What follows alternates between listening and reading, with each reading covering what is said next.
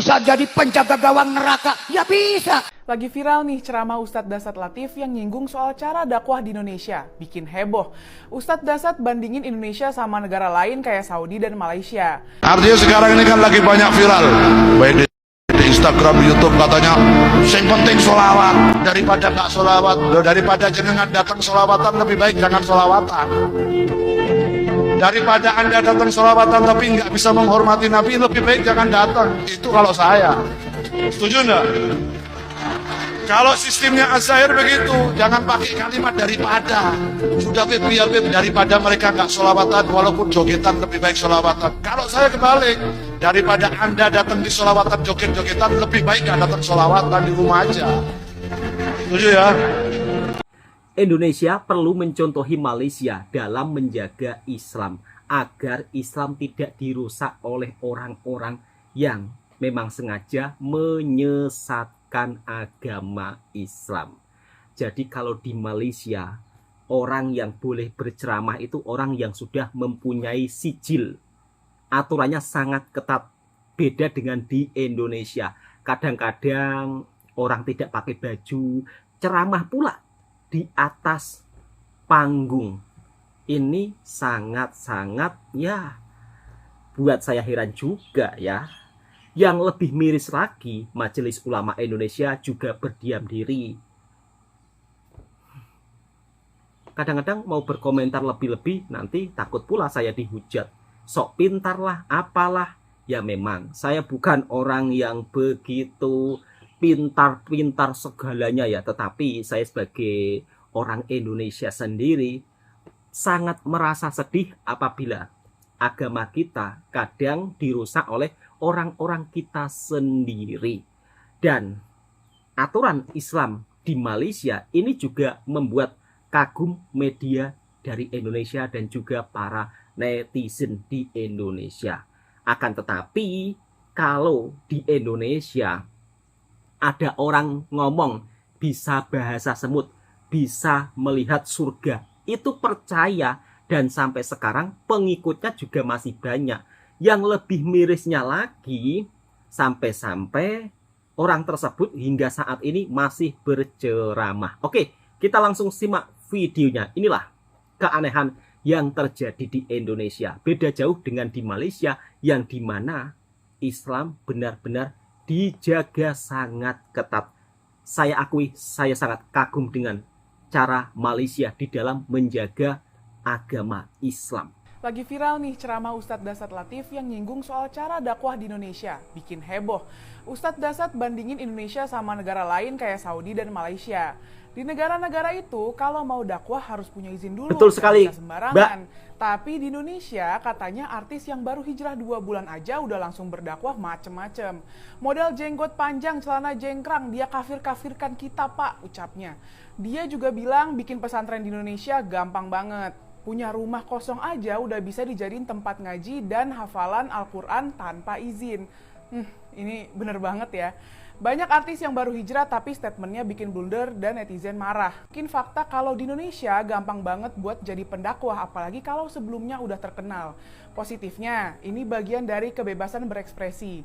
Tapi negatifnya jadi banyak ajaran yang gak jelas, betul, bahkan ekstrim.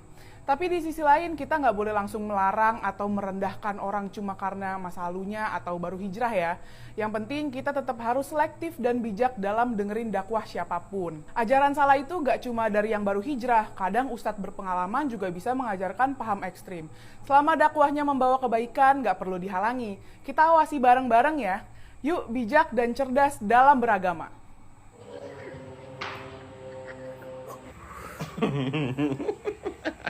Dia dua je.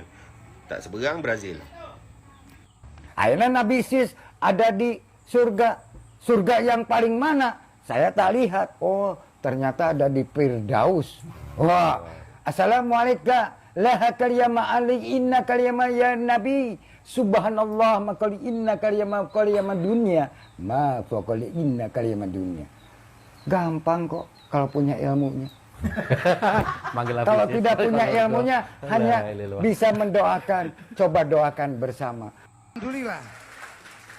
Makanya kata Rasulullah Sallallahu Alaihi Wasallam, ini bahasanya loh, viral enggak ini? Takut viral ini. Lah iya, nanti digoreng lagi, kita liwat aja. Lah iya. Makanya kata Rasulullah, ma faqali inna rahmatan la kalima fi Allah. Nanti makoli. Makoli itu harus ada makola. Betul nggak? Dan ada kitabnya, ilmu tasawuf, ilmu kedokteran. Lu Gufron dilawan. Lah iya. Ya begini ini Gufron. Jangan takut orang Nusantara. Tapi kita teguh, yaitu Pancasila, merah putih, NKRI. Bisa jadi penjaga gawang neraka, ya bisa. Nah sekarang Indonesia lagi mau dibawa ke neraka, saya melawan juga. Betul nggak? Betul atau tidak? Makanya saya siap menjadi tumbalnya Pancasila. Situ mau nggak jadi tumbalnya Pancasila? Siap atau tidak? Mereka, salam Pancasila, salam merah putih, salam NKRI. Alhamdulillah. Sebentar, ya. Jadi saya sebentar aja yang nggak panjang-panjang karena ini pun wargi abdi, saudara abdi atau saudara sebentar lagi mau berangkat lagi sama dengan Pak Jenderal juga. Saya yakin negeri Indonesia harus tuntas sampai ke akar-akarnya, betul nggak? Siap atau tidak? Wah ini gimana ini? Ini 2:30 bos, 2:30. Ayo. Ini tarawian beremah, bodoh tarawian sebelumnya asar ya.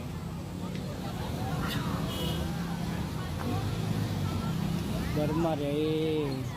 Padahal ini posisi jalan ya. Ya, dicorong. Ini mengganggu orang yang mau lewat. Lampung etak, itu Lampung sekolah gar.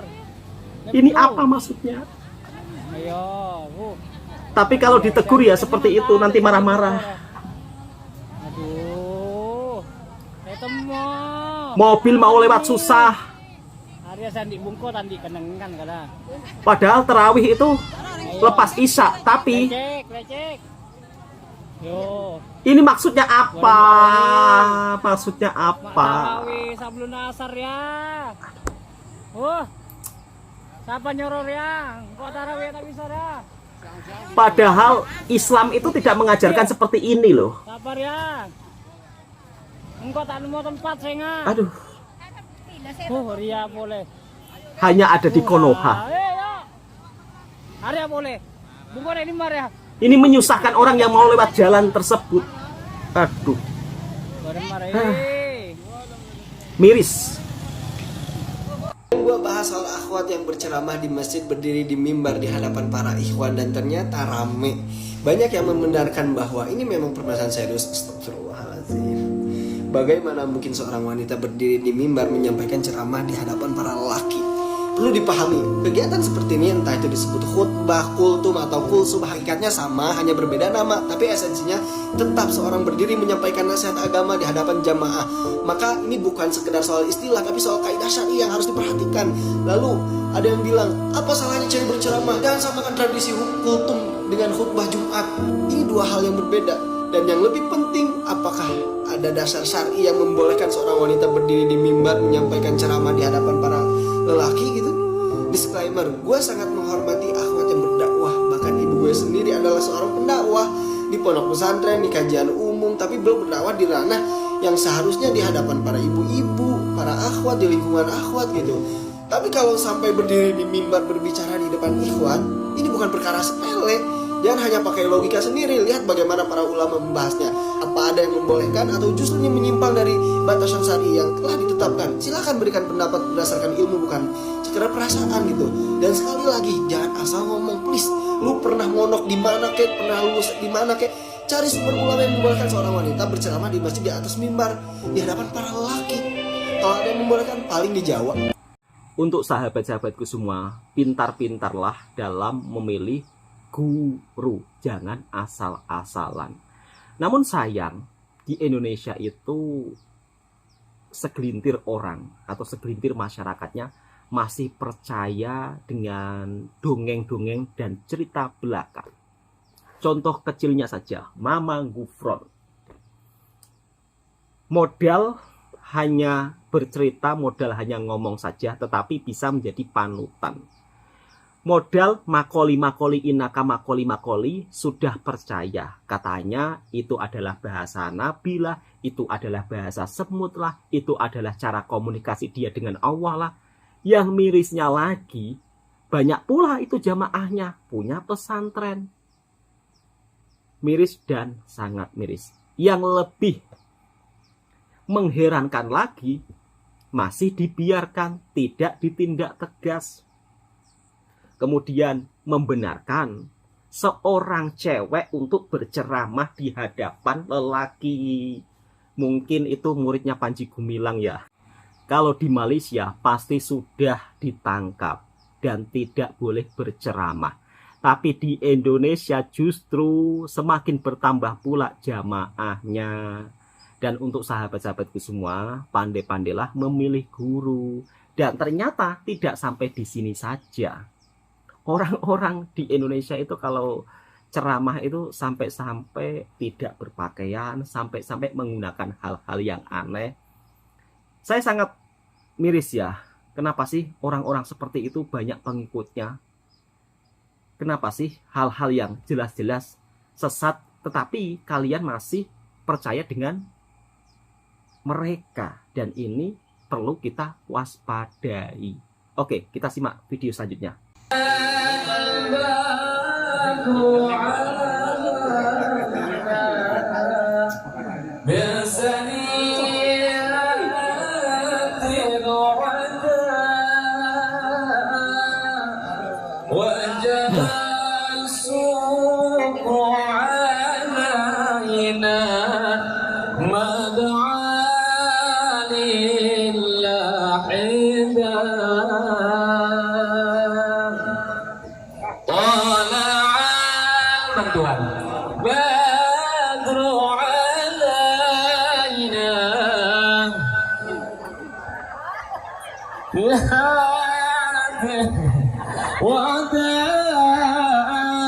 وجب الصبر علينا ما دعا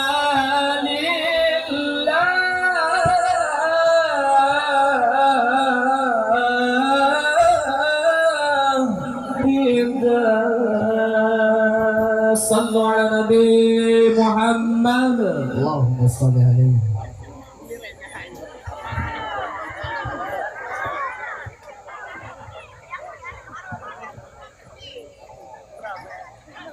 Aduh, apa maksudnya dikasih lampu-lampu itu apa? Peci dikasih lampu-lampu. Assalamualaikum warahmatullahi wabarakatuh.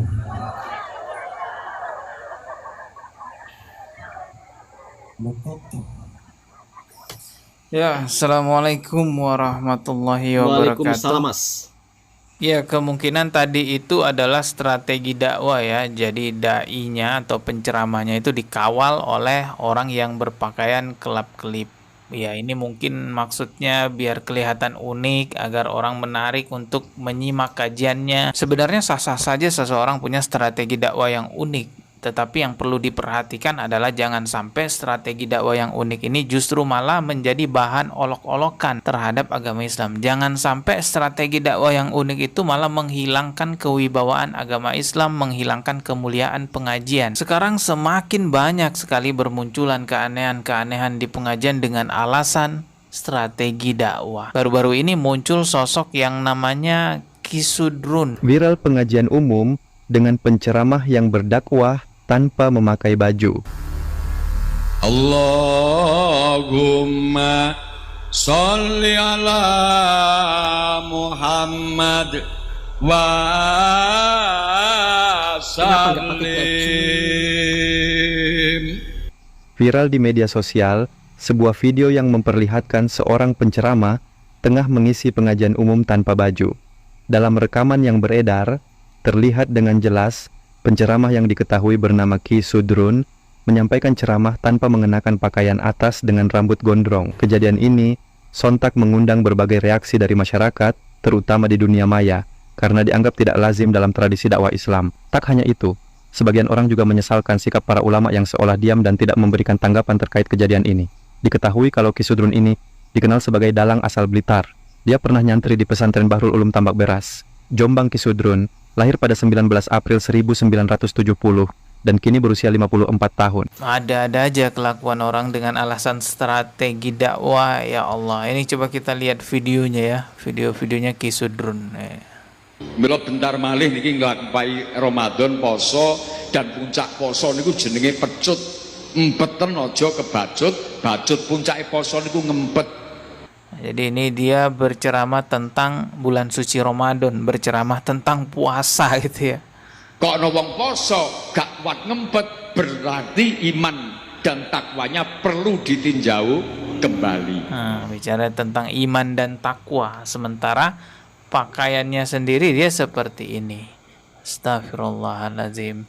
Yang disampaikan qala Allah, qala Rasul, tapi pakaiannya dia seperti itu. Berceramah agama itu nggak sama seperti stand up comedy. Kalau stand up comedy terserah Anda seperti apa saja, tapi kalau ceramah agama ini yang disampaikan adalah pesan-pesan dari Allah, dari Rasulullah. Maka perlu adanya adab yang dikedepankan. Bukankah semboyan mereka adab lebih tinggi daripada ilmu? Omong kosong, itu cuma semboyan doang. Faktanya di lapangan banyak sekali adab yang dilanggar di dalam pengajian. Adalah sholawat dengan jingkrak-jingkrak.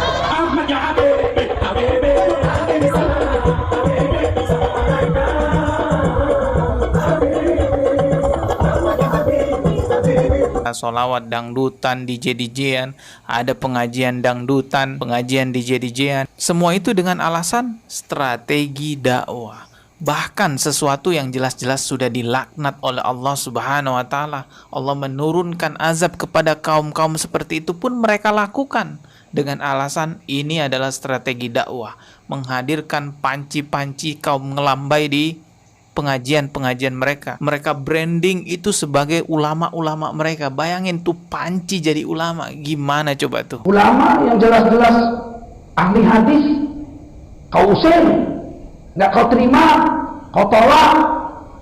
Cong pakai kuncir jin. Jin itu digondol kepalanya, tidak ada kuncirnya, itu jin. Kau kasih tempat untuk ceramah.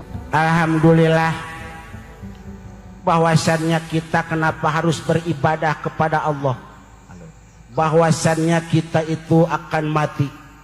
Sokwe nama sadeno makhluk du bernyawa bakal maut leres. Saya kadang sampai mikir mereka tuh punya otak gak sih ya? Kalau mereka bikin agama baru, mereka mau salto, mau jingkrak-jingkrak, mau apalah terserah. Tapi ini yang dibawakan Islam. Rasulullah susah payah mendakwakan Islam, membangun kemuliaan Islam, kewibawaan Islam, tapi dihancurkan oleh mereka dengan alasan, oh kami paling sunnah, paling aswaja, kami wah semuanya itu wahabi. Pokoknya yang mengkritik pasti akan dituduh wahabi. Betul, Mas. Walaupun orang-orang dari lingkaran mereka sendiri, dari satu kelompok mereka sendiri, satu perkumpulan mereka sendiri, kalau ada yang mengkritik juga akan dituduh wahabi. Memang sudah ada pesan dari Rasulullah bahwa di akhir zaman nanti Allah akan mencabut ilmu dari kalangan kaum muslimin dengan cara mewafatkan alim ulama, dan yang tersisa nantinya adalah orang-orang bodoh yang dijadikan ulama, berfatwa ke sana sini, berdakwah dengan cara nyeleneh, dan itu menimbulkan kesesatan di mana-mana. Apakah saya didoakan? Enggak, gufron. Ya jelas lah. Karena saya informasi dengan Nabi siapa? Nabi Sulaiman alaihi wassalam. Ada satu hal yang Rasulullah lebih takuti kemunculannya daripada Dajjal, yaitu kemunculannya ulama su. Kita semua tahu bagaimana fitnahnya Dajjal, dahsyatnya fitnah Dajjal, tapi ternyata Rasulullah lebih menakutkan kemunculan ulama su daripada Dajjal itu sendiri. Ini menunjukkan betapa bahayanya ulama su di tengah-tengah kaum muslimin. Video ini saya buat untuk mengingatkan, sadarlah, jangan ikut-ikutan dengan yang begituan ya. Beberapa video-video yang aneh ya tentang ajaran yang kalau boleh dibilang ya merusak Islam di Indonesia itu terjadi di Pulau Jawa. Sebagian masyarakat ada juga komentar-komentarnya itu Jawa merusak. Padahal itu hanya terjadi di daerah Jawa segelintir. Karena Jawa itu sangatlah luas, sahabatku semua. Jadi di sini mungkin sahabat-sahabatku yang belum pernah ke Jawa, saya ingin memberikan penjelasan supaya tidak salah paham.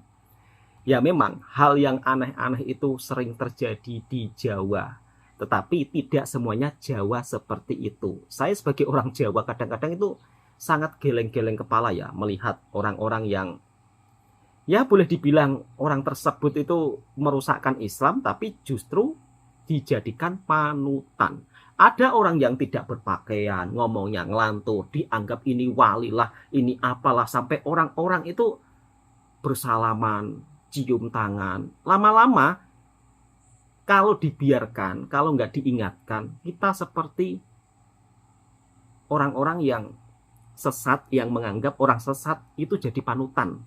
Ini sangat berbahaya dan justru orang-orang tersebut akan merusakkan Islam. Wahai sahabat-sahabatku semua, sadarlah kalian. Jadi pinter-pinterlah dalam memilih guru. Oke, cukup sekian videonya. Mudah-mudahan video ini juga bisa memberikan informasi yang bermanfaat buat sahabatku semua.